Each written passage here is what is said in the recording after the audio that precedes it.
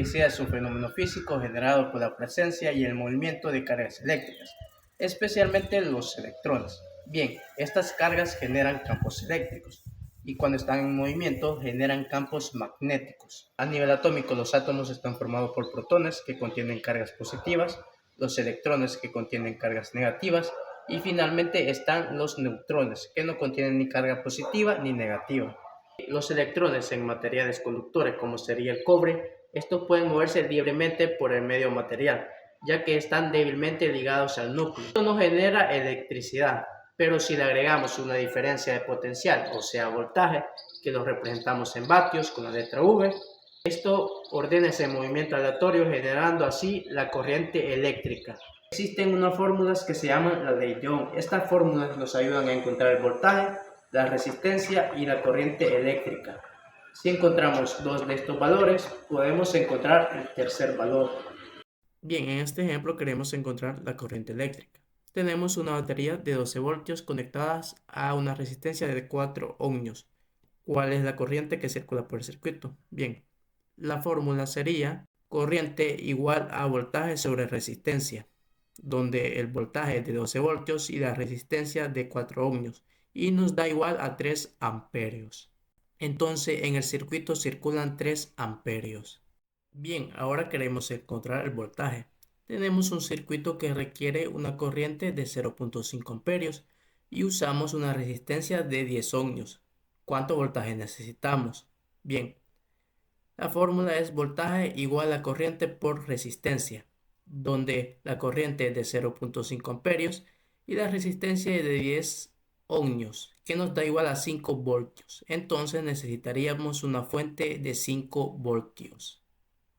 Bien, ahora queremos saber el valor de la resistencia. Medimos una corriente de 2 amperios en un circuito alimentado con 6 voltios. ¿Cuál es el valor de la resistencia? La fórmula sería resistencia igual a voltaje sobre corriente, donde voltaje serían 6 voltios y la corriente serían de 2 amperios. Nos da igual a 3 ohmios. Entonces, la resistencia sería en este circuito de 3 ohmios. Bien, ahora tenemos las unidades fundamentales en la electricidad. Tenemos el voltaje o tensión eléctrica. Su símbolo es la letra V y su instrumento de medida es el voltímetro. Este mide la diferencia de potencial eléctrico entre dos puntos. Como ejemplo, una batería de 9 voltios tiene una tensión de 9 voltios entre sus terminales. Tenemos la corriente eléctrica, que su instrumento de medida es el amperímetro y mide el flujo de carga eléctrica por segundo. Como ejemplo, una lámpara que consume 0.5 amperios está recibiendo medio coulomb de carga por segundo. Tenemos la resistencia eléctrica. Su símbolo es el ohmio y su instrumento de medida es el ohmímetro o multímetro. Este mide la oposición al paso de corriente eléctrica. Como ejemplo, una resistencia de 10 ohmios limita el paso de corriente según la ley de Ohm. Tenemos la potencia eléctrica. Su símbolo es la W. Su instrumento de medida es el voltímetro y mide la energía consumida o generada por segundo. Su fórmula es potencia igual a voltaje por corriente. Como un ejemplo, un foco de 60 watts consume 60 joules cada segundo. Y tenemos la carga eléctrica, que se simboliza con la letra C y mide la cantidad de carga transportada por una corriente. Su unidad de medida de un cúmulo es 6.24 por 10 elevada a la 18 electrones. Como ejemplo, un amperio durante 5 segundos transporta 5 cúmulos de carga. Tenemos la energía, que se simboliza con la letra J y mide la energía transferida o el trabajo hecho. La fórmula de un joules es igual a un watt por segundo. Como ejemplo, si una plancha consume 100 watts durante 10 segundos, ha gastado 1000 joules.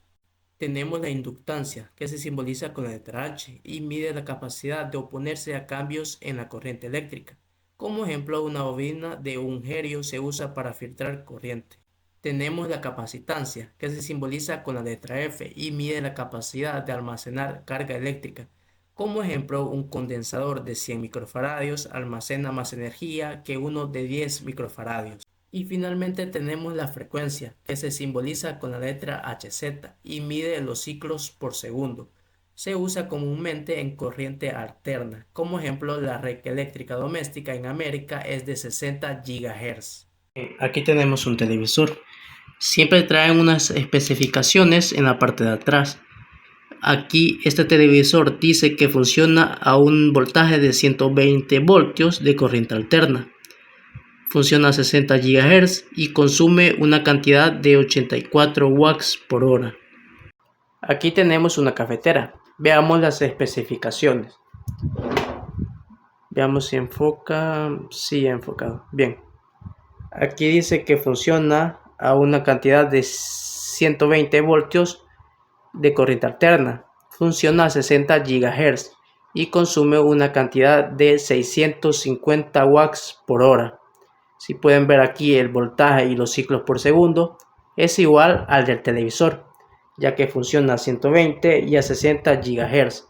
¿Por qué sucede esto? Comúnmente en diferentes países se manejan diferentes estándares. Por ejemplo, GHz a veces pueden ser 50 o incluso más. También el voltaje varía en diferentes países. En este caso, el voltaje doméstico de este país es de 120 voltios y la corriente funciona a una cantidad de 60 ciclos por segundo. O sea que la corriente va y viene 60 veces. Y tenemos un pequeño circuito donde queremos encender un LED. Tenemos una resistencia de 220 ohmios y tenemos una batería. Bueno, en este caso 4 baterías. Queremos saber cuánto voltaje nos está suministrando esta batería. Bien, lo que haremos es poner el multímetro en voltaje directo, específicamente en 60. Ahí lo tenemos, 60. Voltaje 60 voltios. Bien, ahora lo que haremos es agarrar el terminal negativo de la batería y conectarlo al terminal negativo del multímetro. Y ahora lo que haremos es tomar el terminal positivo del multímetro y conectarlo al terminal positivo de la batería. Y nos dice que estamos consumiendo una cantidad de 6.35 voltios. O sea que en todas estas 4 pilas de 1.5 nos está suministrando 6.35 voltios. Bien, ahora como sé que esta resistencia está trabajando a 220 ohmios, lo que haremos en el multímetro es poner a la escala de ohmios, precisamente a 600 ohmios. Aquí lo podemos observar. Bien, ahora lo que haremos es del terminal positivo, lo pondremos de este lado y del terminal negativo lo pondremos en este otro lado y podemos observar que nos da una cantidad de 220 ohmios o 219 ohmios que se pueden aproximar a 220. Bueno, ahora en este caso quiero encontrar la corriente eléctrica que le va a suministrar la batería al LED. Entonces lo que haremos es encontrar la corriente. En este caso la corriente es igual al voltaje de la batería, que es de 6.35 voltios, menos el voltaje del LED, que es de 2 voltios, sobre la resistencia, que es de 220 ohmios. Y nos dice que la corriente suministrada en este caso es de 0.019 amperios. Bien, ahora lo que haremos es conectar la batería a la protoboard de esta manera, ya que debe ser en directa. Y podemos observar el LED ha encendido. Aquí sucede algo, y es que la corriente en este circuito no se va a mantener. ¿Cómo sabemos esto?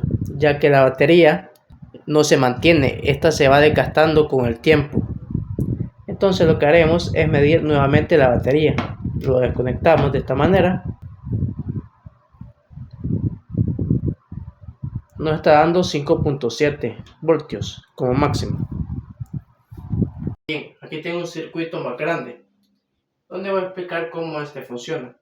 En corriente alterna no existe el positivo ni el negativo, más solo existe el neutro y la fase, que este indica que es la fase, y este sería el neutro. Este va directo hacia el foco, y esta fase lo he conectado directamente hacia un interruptor alimentado de la corriente alterna, que se nos suministra en la casa.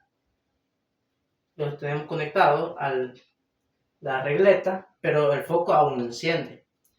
¿Qué sucede aquí? Aquí tengo un probador de voltaje, o sea que esto indica que si existe corriente en el circuito. Bien, lo encendemos y somos capaces de observar de que sí existe corriente en este circuito. Pero algo sucede cuando llegamos al interruptor. En este caso, el circuito, la corriente eléctrica, el voltaje ya no funciona, ya no pasa. ¿Por qué sucede esto? Ya que el interruptor funciona como un aislante. Al presionarlo, conecta las dos terminales que conecta de este circuito a este otro. Y lo podemos observar ahorita mismo. En este caso, ya somos capaces de observar de que sí pasa corriente eléctrica. ¿Por qué sucede esto? Se podrá decir que es un circuito abierto, ya que solo tiene una terminal neutro y necesitaría la terminal positiva para cerrarse, que en este caso no se cierra por el interruptor. Al presionarlo, el circuito ya comienza a cerrarse y ya comienza a encender el foco en este caso. Lo presionamos, se abre el circuito, lo presionamos nuevamente, se cierra el circuito y así sucesivamente. Bien, en este caso queremos saber cuánta corriente está circulando por el circuito. Entonces lo que utilizaremos es la ley de la potencia. Bueno, en este caso utilizaremos la potencia, que sería corriente igual a potencia sobre voltaje, que el voltaje suministrado en este caso de la corriente alterna es de 120 voltios y la potencia es de 0.8 watts, que es consumida por el foco, que nos da igual que la corriente que pasa por el circuito es de 0.0066 amperios. Bien, en este otro caso, para mostrar cómo funciona el interruptor, bueno, he conectado otro foco. Lo que he hecho es hacer un empalme en esta zona para alimentar este foco y también otro empalme de esta otra terminal del neutro del foco para poder conectarlo en el neutro del otro foco. Aquí podemos observar de que se ha encendido correctamente. Vamos a apagar, comprobamos de que no está pasando corriente en este lado y tampoco de este otro lado. Una vez que lo encendamos, ya comienza a funcionar el interruptor.